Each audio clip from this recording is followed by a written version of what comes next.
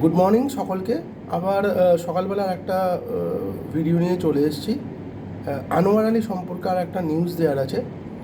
তো নিউজটা শুরু করার আগে আমি একটা কথা বলতে চাই সমস্ত মোহনবাগান ফ্যান্সের জন্য, যে আনোয়ার আলী ইস্যুতে এই কদিন ধরে অনেক কিছুই শুনছি এবং আমরাও অনেক অধীর আগ্রহে অপেক্ষা করছিলাম। বাট আমার একটা প্রশ্ন সমস্ত মোহনবাগান ফ্যান্সদের, কেউ কি ক্লাবের ঊর্ধ্বে? কেউই ক্লাবের ঊর্ধ্বে নয়। আমাদের এই মোহনবাগান প্রতিষ্ঠান, মা সমান মোহনবাগান ইনস্টিটিউশনে কত বড় নামি দামি খেলোয়াড়রা আমাদের মোহনবাগানের হয়ে খেলে গিয়ে আমাদেরকে এই সম্মানে সম্মানিত করেছে। তো তাহলে কেন আনোয়ার আলীকে নিয়ে আমরা এত উচ্ছ্বসিত, তাকে নিয়ে আমরা এত ওয়ারিড? তো যাই হোক, কোনো প্লেয়ার ক্লাবের ঊর্ধ্বে হতে পারে না। আজকে আনোয়ার আলী ইস্টবেঙ্গলে যদি খেলেও, তাহলে কি মোহনবাগানের তার গৌরব, যে এত বছর ধরে তার গৌরবের ইতিহাস, সেটা কি কোনোদিনও মুছে ধুয়ে সাফ হয়ে যাবে? তা কখনোই হবে না। তো যাই হোক, যেটা সূত্র মারফত জানতে পারছি যে আনোয়ার আলী আজকে রাত্রে 10:30 থেকে 10:45-এর মধ্যে কলকাতা এয়ারপোর্টে আসছে, এবং কলকাতায় আসছে সম্ভবত তার মেডিকেল টেস্টের জন্য, এবং তার সাথে সম্ভবত রঞ্জিত বাজাজও থাকবে। তো বিভিন্ন সোশ্যাল মিডিয়া মারফত যেটা জানতে পারছি যে ইস্টবেঙ্গল সমর্থকরা আজ আনোয়ার আলীকে স্বাগত করবার জন্য এয়ারপোর্টে যাবে। তো এই ইনফরমেশনটা জাস্ট একটা সূত্র মারফত পেলাম, তাই তোমাদেরকে জানাতে এলাম।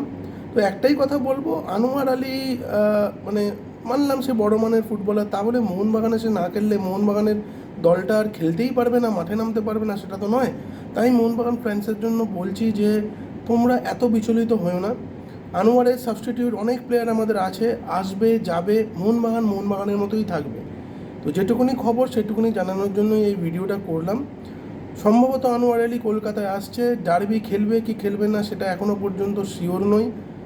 22শে আগস্ট আবার পিএসসির একটা মিটিং আছে, সেই মিটিংয়ের ফাইন দেওয়া বা ব্যান যাই হোক সেটা পিএসসি থেকে অ্যানাউন্স করা হবে। বাট যেটুকুনি খবর, আজ আনোয়ার আলী 10:30 থেকে 10:45-এর মধ্যে কলকাতায় আসছে, সম্ভবত মেডিকেল টেস্টের জন্য।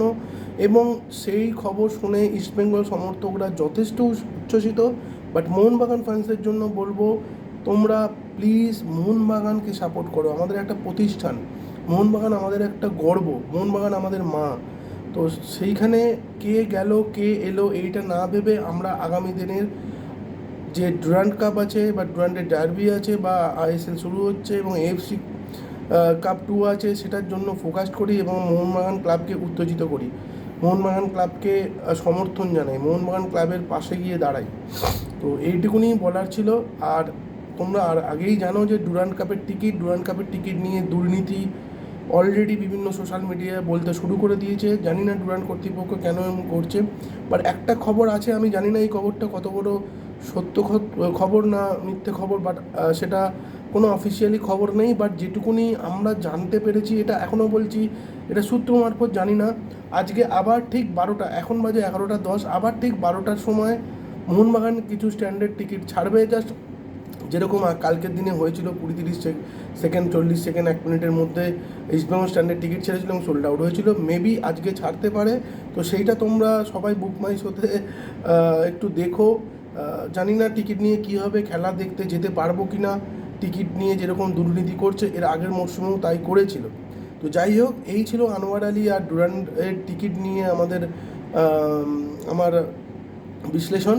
আর একটা কথা, গ্রেগ স্টুয়ার্ট অনুশীলনে আজকে ভীষণভাবে ফোকাস ছিল গতকাল, এবং তিনি ডার্বির জন্য মুখিয়ে আছে। দেখা যাক মোহনবাগান কতটা সুফল তুলতে পারে এই বিদেশিদের নিয়ে। তো যাই হোক, লাস্টে এটাই বলবো যে কাউকে নিয়ে ভেবো না, মোহনবাগানের মতোই থাকবে, মোহনবাগান আমাদের মায়ের মতোই সন্তানদের আগলে রাখবে। জয় মোহনবাগান।